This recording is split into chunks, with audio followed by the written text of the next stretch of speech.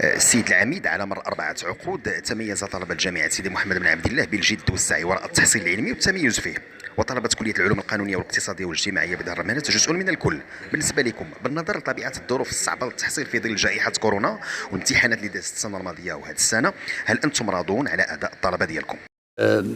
أنا بالنسبة لي النتائج المحصل عليها بغض النظر عن الظروف الصعبة اللي كنتواجدوا فيها جميعا واللي كتعيشها بلادنا، فالنتائج المتحصل عليها في السنة الماضية كانت أكثر من رائعة. وهذا كيبين على أن كان مجهود كبير للطلبة ديالنا على الرغم من الإكراهات، وكان مجهود كبير جدا من طرف السيدات والسادة الأساتذة والموظفين والإداريين والعاملين. أنا كنذكر على أن الامتحانات أجريت في السنة الماضية في شهر شتنبر في مراكز متعددة انتقل لها الأساتذة. اليوم ستعرف الكلية تنظيم امتحانات بالكلية، والنتائج المتحصل عليها في الدورة الخريفية هي أكثر من إيجابية.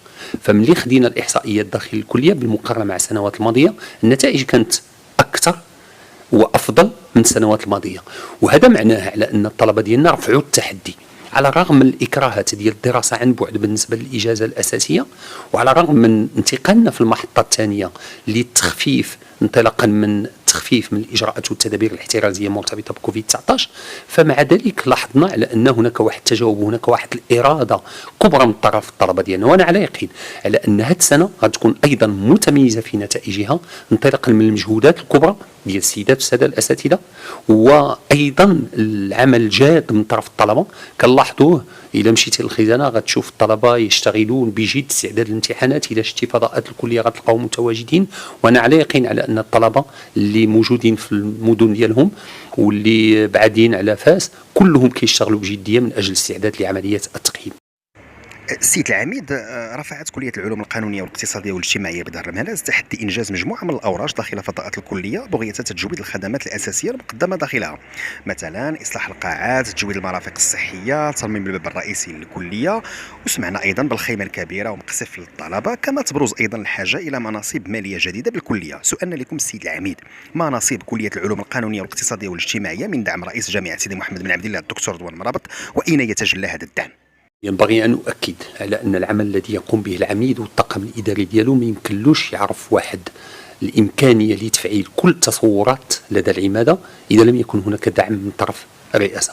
فهنا هي فرصة للتأكيد على أن السيد رئيس جامعة محمد بن عبد الله يجعل من الاهتمام ديالو بكلية الحقوق في أولى الأولويات، وهذه راه صراح بها سواء داخل مجالس الجامعة أو مجلس التدبير أو في مختلف الاجتماعات الرسمية التي عقدت. وأكثر من ذلك هو ليس فقط تصريح، وإنما هو دعم مادي ودعم معنوي. هذه السنة الكلية ديالنا حظات بدعم من السيد رئيس ومجلس جامعة سيدي محمد بن عبد الله ب20 منصب مالي للأساتذة الجدد اللي غادي تنطلق المباريات قريبا.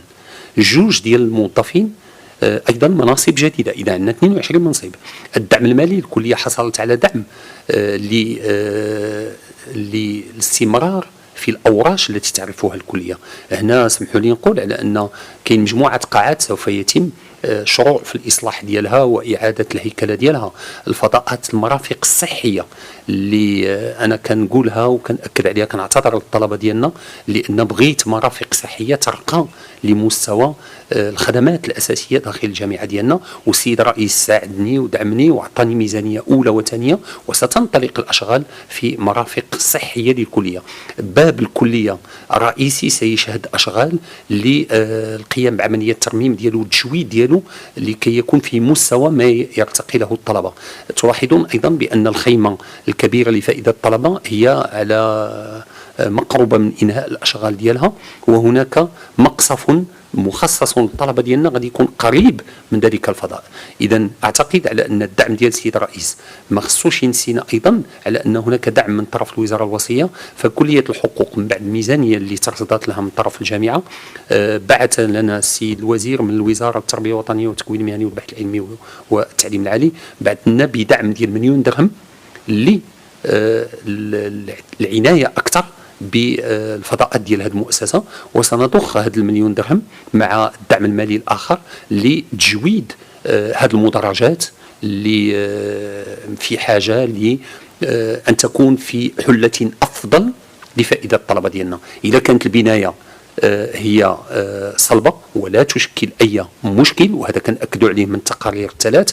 فيبقى على أن الفضاء داخل هذه المدرجات ينبغي أن يرتقي بكل الخدمات، سواء الصوت أو الضوء او نديروا ايضا ليطونشيتي من السطح باش ما يكون حتى شي انفلات ديال المياه الامطار، ونديروا ايضا نعيدوا ما يسمح بجعل الفضاء يرتقي للخدمات ديال الطلبه ديالنا، وهذه هي الغايه ديالنا. وجامعه سيدي محمد بن عبد الله بتوجيه من السيد الرئيس الاستاذ الدكتور رضوان المرابط لم يجعل من شعار الطالب اولا مجرد شعار، وإنما حقيقة. وأظن على أن الأيام المقبلة والشهور المقبلة ستبين العديد من الأوراش التي ستنطلق، وأوراش أخرى ستنتهي بكلية الحقوق. السيد العميد، بالنسبة للمتتبع لشؤون كلية العلوم القانونية والاقتصادية والاجتماعية بظهر مهراز بطلبتها الذين يناهز عددهم 40270 طالب، لا يتحدث عن أساتذتها 177 والذين أصبح إشاعة بعضهم يضرب به المثل على الصعيدين الوطني والعربي أيضا. عندنا مثال حي ديال الأستاذ رشيد المرزقاوي اللي حصل على جائزة أحسن مقال، عندنا السي سعيد الصديقي اللي تبوأ الصدارة كأول باحث عربي في المجال ديال التخصص ديالو، وعندنا أيضا الأستاذ أحمد حوكا والأستاذة بشرى النية وأساتذة آخرين. بالنسبة لكم السيد العميد، شنو الإحساس ديالكم وأنتم تعيشون تألق أساتذة كلية العلوم القانونية والاقتصادية والاجتماعية بدار المهراز؟ أنا ما يمكن لي إلا نكون سعيد، لأن بكل صدق الزملاء والزميلات الأساتذة كيبذلوا واحد المجهود كبير في التأطير والتكوين وداخل الكلية، وهذا شق كيشكل واحد المجهود كبير وعبء كبير على الأساتذة. يكفي أن نقول على أن عندنا 177 أستاذ ل 40272 طالب. إذا هذا رقم كيبين على أن راه نسبة التأطير داخل الكلية هي جد مرتفعة بالمقارنة مع عدد الأساتذة. ومع ذلك الأساتذة ديالنا لا يتوانوا عن القيام بأنشطة علمية وأبحاث وندوات ولقاءات والمشاركة في مباريات الجوائز الدولية. الأستاذ رشيد المرزقاوي يعني من الأساتذة اللي عندهم واحد تجربة وخبرة، وكونه حصل على الجائزة الوطنية الأولى الوطنية وسلمت لهم طرف سيد الوزير ومن طرف سيد رئيس الجامعة، هذا فخر لنا. أستاذ سعيد صديقي أن يكون محتل الصدارة كأول باحث عربي في التخصص ديالو، هذا شيء كيأكد المكانة اللي كتحتلها الجامعة المغربية والأستاذ الجامعي المغربي. ثم يمكن أن نضيف الأستاذ أحمد حوقا، يمكن أن نضيف الأستاذة بشرى النية، ممكن أن نضيف أساتذة آخرين اللي ربما ما حصلوش على جوائز ولكن يشتغلوا في مجالات دون أن يترشحوا الجوائز.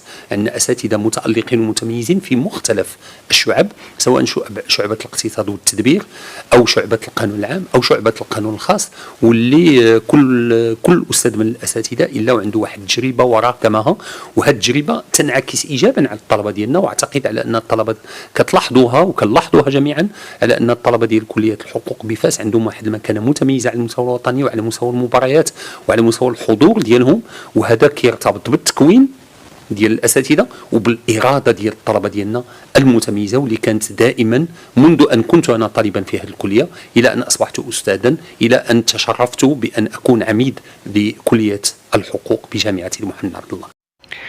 السيد العميد، إذا سمحتوا كنعرفوا بأن السيد رئيس الجامعة الدكتور رضوان مرابط ما فتئ يتحدث في حواراته ومختلف الخطب ديالو عن انفتاح الجامعة على مختلف الفاعلين وفي شتى المجالات، وكنعرفوا بأنه بكلية العلوم القانونية والاقتصادية والاجتماعية بدار المهراز عندكم واحد المختبر ديال الدراسات السياسية والقانون العام الذي انفتح على الفاعل السياسي عبر الانفراد بسلسلة من ضيف حوارات الجامعة التي يترأسها السيد الرئيس شخصيا، واللي استطاع أنه يستقبل من خلالها مجموعة من زعماء وأمناء الأحزاب السياسية الممثلة في البرلمان. كلمة في الموضوع.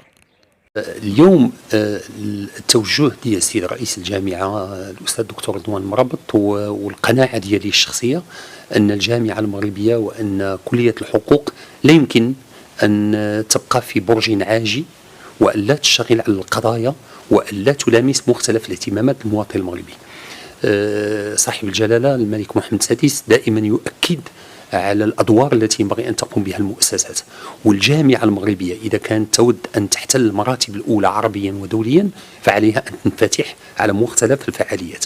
أنا استقيت هذه التجربة مع زملائي في مختبر العلوم السياسية والقانون العام من دول أجنبية، التي تدعو فيها المسؤولين والأشخاص اللي عندهم مكانة في المؤسسات. فدعوة الأمناء العامين في إطار ما أسمي وتم تسميته بحوارات الجامعة، كانت الفلسفة ديالو الأساسية هو أن تكون الجامعة في قلب الحدث.